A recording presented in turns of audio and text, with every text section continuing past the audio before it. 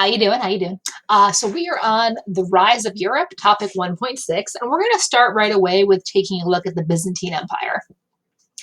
What we know is that when the Roman Empire fell, it was really the western half of the Roman Empire. Taking a step back, Constantine moved the capital city from Rome to Byzantium, renamed it Constantinople, aka the city of Constantine.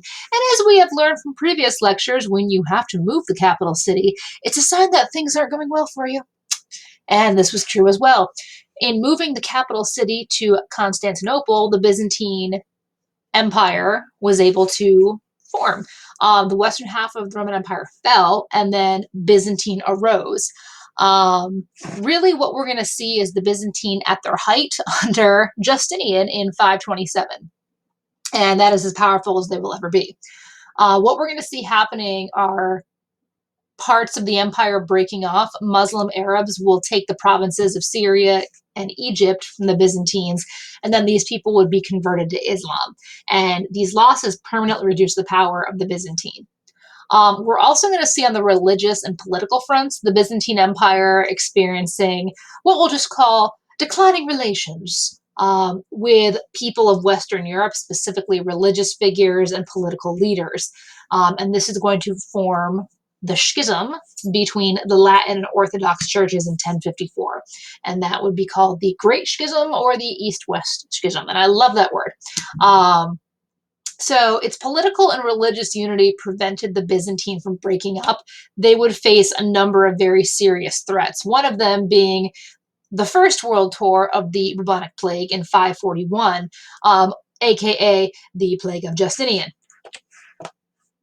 Yeah, that is not what you want to be known for. So most people knew him for the great work he did in expanding the borders. He actually was able to reclaim quite a bit of territory that the Byzantines lost when the western half of the Roman Empire fell. But with him, the plague came, and people actually called it the Plague of Justinian. His wife Theodora had quite a bit of power. At one point, Justinian is on the battlefield. Things aren't going well, and he wants to retreat. And his wife essentially told him, either get your butt back on the field and win this, or I'm leaving you. So he did. He got his butt back on the field, and he actually won. As a sign of his political power, he ordered the building of Hagia Sophia. He also introduced Justinian's code, the Corpus of Civil Law.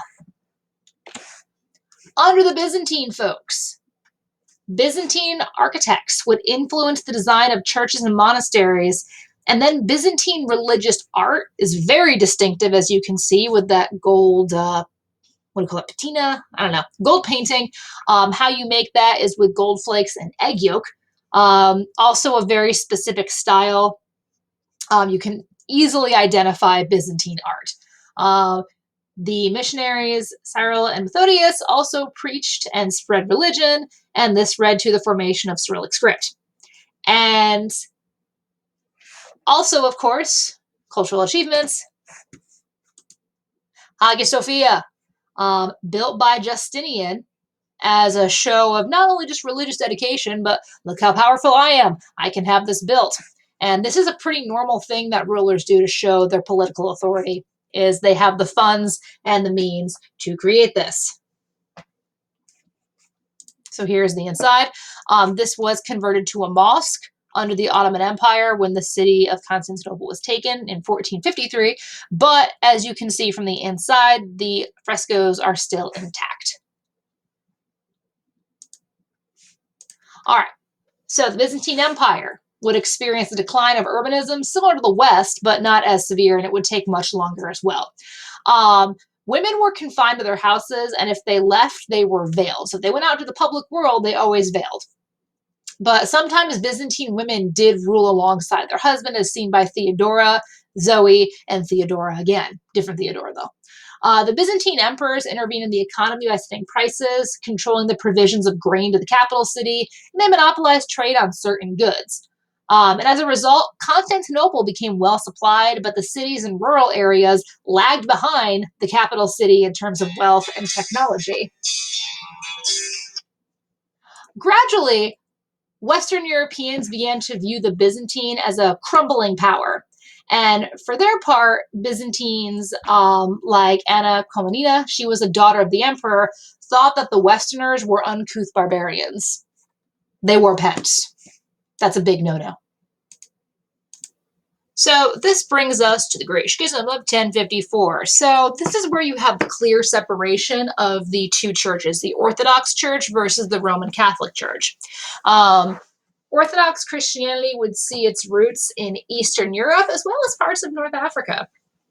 Its holy city, its capital seat, would have been Constantinople, and they spoke and read in Greek.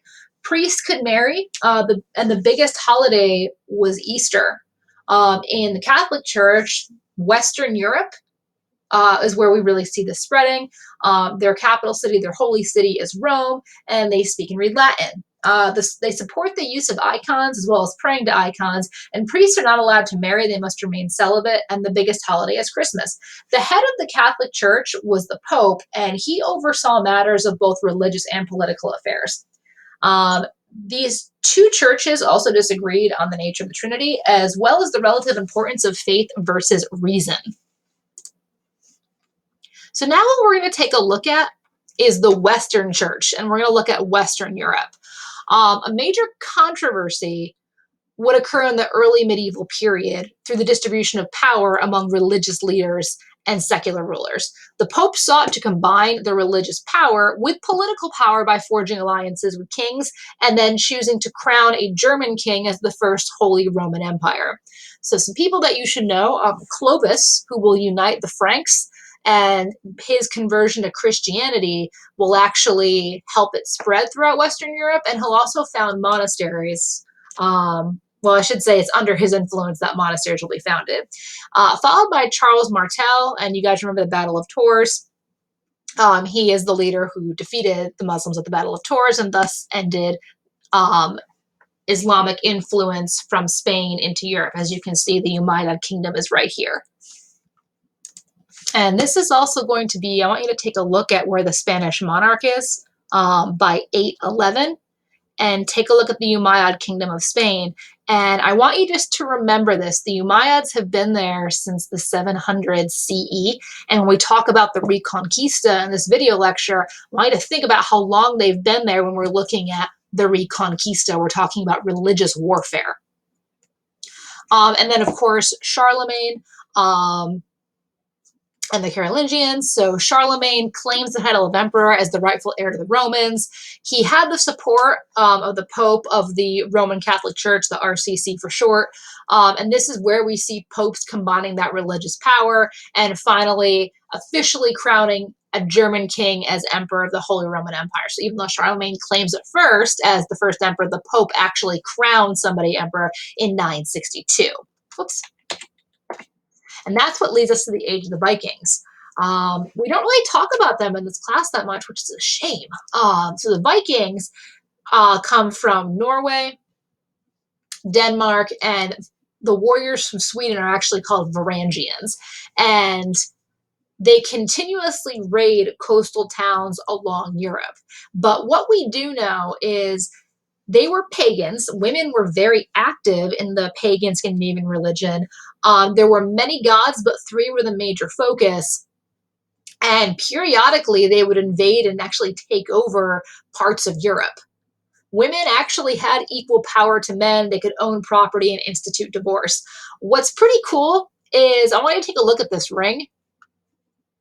There's actually Arabic writing on this ring, and it was found in Sweden. And what we know is that the Varangians actually had a trading relationship with the Abbasids. And what a lot of historians believe is that intermarriage was actually occurring between the two groups. So what we'll see as Western Europe continues to revive, same thing that's been happening, and we've gone over it, is the trend urbanization. It's the same thing of civilization. Europe is slowly coming out of those dark ages. So urbanization leads to specialization of labor.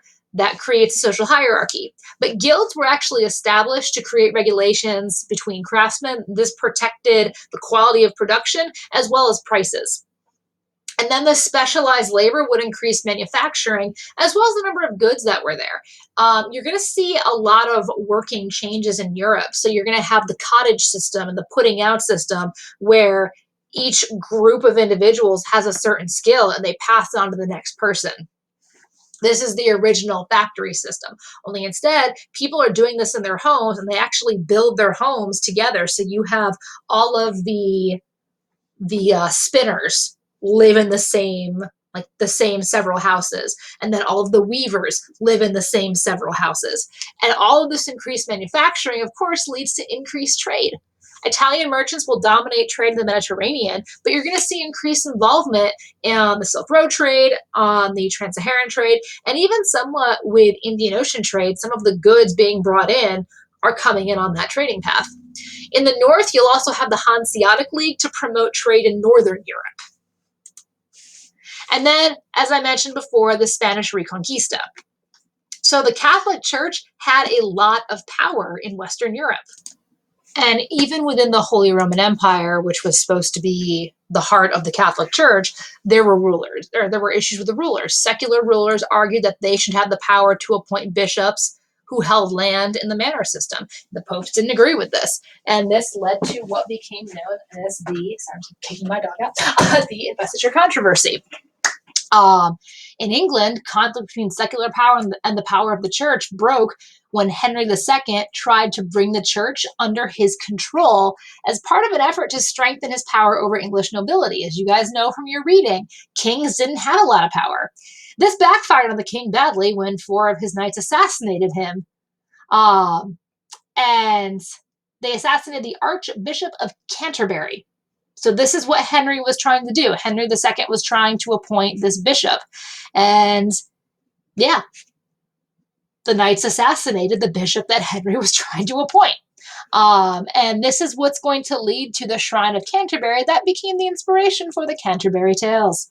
So Henry II obviously lost quite a bit of power when that happened, and didn't exactly have the most successful regime after that. Western Europe was heir to 3 legal traditions. So Germanic feudal law, canon, or church law, and Roman law. So obviously you've got 3 conflicting legal theories and legal jurisdictions, and this is going to be a big problem throughout Western Europe. When we see the church rising in power again, so the Spanish Reconquista, or the reconquering of Spain. And again, I asked you to remember that picture of the Umayyads, because we have to ask ourselves, when history is written, when we study history, we're looking at it through who was successful. And Europeans were successful in pushing out the Moors, or Spanish Muslims, the descendants of the Umayyads, as well as Jews. And Muslims were continuously persecuted, not just in Spain, but throughout Europe. And the same for Jews. Jews were forced to relocate from major cities. And we're going to talk about why that is in a little bit. The Reconquista ended in 1492 with the conquest of Granada, in which Ferdinand and Isabel took Alhambra. And that is actually where Catherine of Aragon, first wife of Henry VIII, grew up. The Spanish Inquisition, convert or die, a truly grotesque, horrendous death. And I don't know who comes up with these methods. Like, how twisted do you have to be to come up with some of these methods of torture and execution? We're not going to get into that, but yeah, it's bad. So, another way in which Europe was brought out of the feudal age, so you read about feudalism in the Amsco book, the systems, how it worked. Peasants had terrible lives. On average, they never went more than 10 miles from the place they were born. But the Black Death, and I love the way this is worded, eased the population pressure. Oh, Lord. Y'all, that is a really nice way of saying that the Black Death killed off 25% of the population. Actually, it could be up to 30%. The numbers are quite high. It was mostly peasants because they lived in squalor. They lived in terrible conditions. They literally throwing their poo out the window. Drinking water, people didn't bathe. It was bad. The plague ravaged Europe for 2 years. and it kept showing up in the 13 and 1400s, and it caused substantial decreases in population. But this is what ended the feudal system: is suddenly peasants were kind of hard to come by, and you had to pay them for their work. What? I know, right? Um, so Christian monasteries would then develop throughout Europe, guys. What we're going to see are monasteries serving as literacy and learning centers, refuges for widows and other vulnerable women who would then become nuns. Um, but a lot of people would withdraw from society and live in these monasteries and eventually nunneries. But Western Europe made a comeback after the Black Death. Again, we're going to see a resurgence of trade. We're going to see new technology, new farming methods, so the three-field system. We're going to see the water mill. We're going to see new farming tools, such as a plow that attaches to the horse. We're going to see the rise of trade. So stone mining, iron working, stone quarrying, and tanning. A lot of productivity, but as you can imagine, a lot of environmental damage. With the new plow came a new horse collar, as well as a new type of harness. Independent, self-governing cities are also going to emerge. What we're going to see are it's Italy and Flanders, numerous city-states there as well. We're going to see the European population double after the Black Death ends. So because the population pressure that was eased is going to make a comeback. So what we'll also see happening, the mechanical devices, the water mill, windmills as well. Industrial centers are going to continue to increase. We're going to see all of this combine into a trade boom and the rise of some very powerful families. Flanders prospered in the wool industry. The town of Champagne benefited from their positions on major travel routes, and by the name, you can guess what they're famous for. Textile industries in England and especially Florence. And we're going to talk about Florence, guys. These are some of the major trading cities. As you can see, Mediterranean Sea trade, this is a very dangerous way to go, but it gets you up here. Within civic life, European city-states were pretty autonomous. They function independently. We talked about guilds, how they regulate the practice and access to trade. So one thing we're also looking at are Europeans, Jews, and their persecution. So there is a rule in the Bible that says Christians cannot make money off of lending it to people in need, which is how banks work. Take out a loan, pay it back with some interest. And as a result, a lot of European Jews became bankers because there was no rule about that in Judaism. And this was a very wealthy industry to be in, and this led to increased persecution. Jews were blamed for disasters like the Black Death. And what we would end up seeing is Jews being targeted and having an ointment with Black Death germs smeared on the doorknobs, and they would touch it and then they would get it. The growth in commerce gave rise to, let's find some wiggle room with this rule about banking. So the Medicis of Florence, they would loan people money, but before they would do that, people would give them a gift as a sign of goodwill that they would return it. So it's all about that fine line, guys, and finding the loophole. And the Medici family and the Fugars of Augsburg became incredibly powerful, especially the Medicis of Florence, because they're the ones who financed the Renaissance, guys.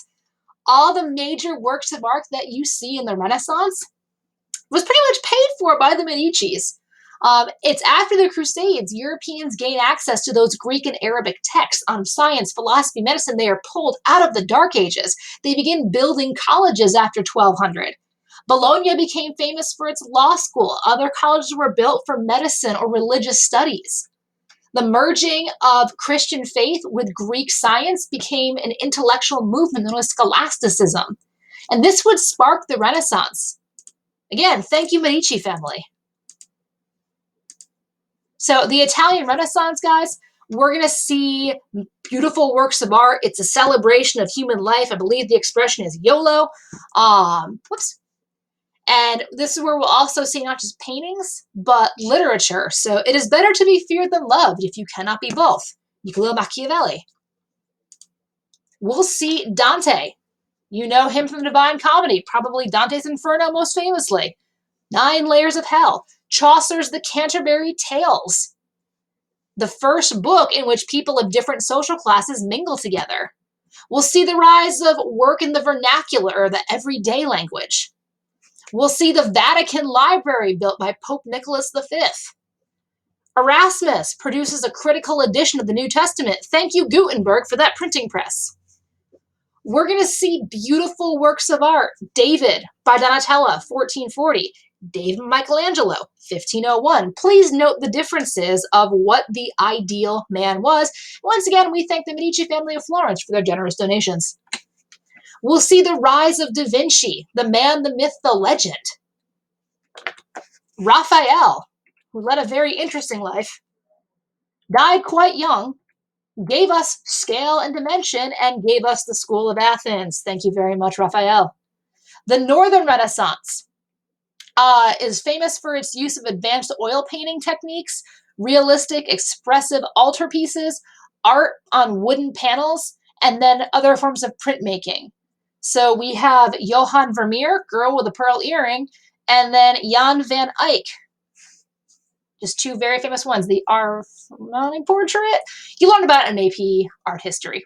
And you'll spend more time on this in AP art history, just so you guys know. You're going to get the whole shebang. So email me with those questions. Otherwise, have a great night, y'all. Cheers!